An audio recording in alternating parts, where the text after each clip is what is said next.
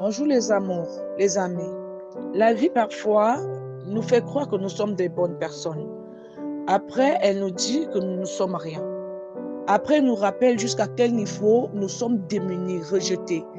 Après, elle nous rappelle jusqu'à quel niveau nous ne devons même plus vivre.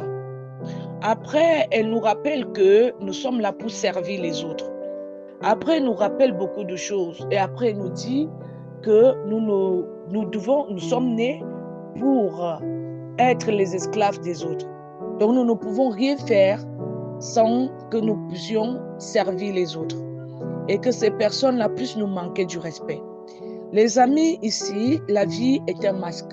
Moi, je le considère ainsi parce que les vraies réalités de la vie nous sont toujours cachées.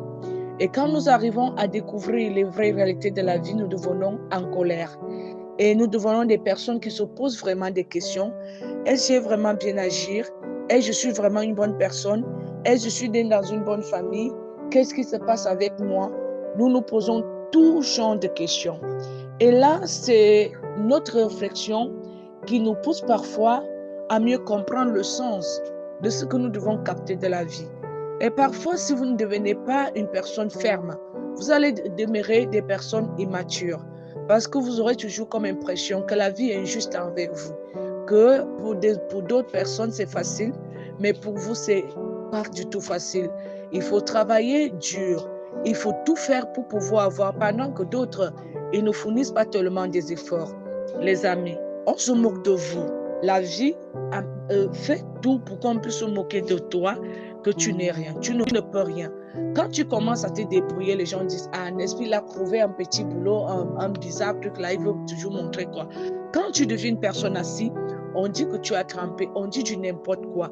Et nous nous demandons pourquoi la vie est tellement injuste envers nous.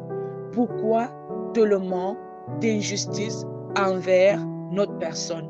Est-ce que la vie nous attendait parfois avec la latte à main que dès que tu vas naître, elle va t'imposer le rythme de la douleur?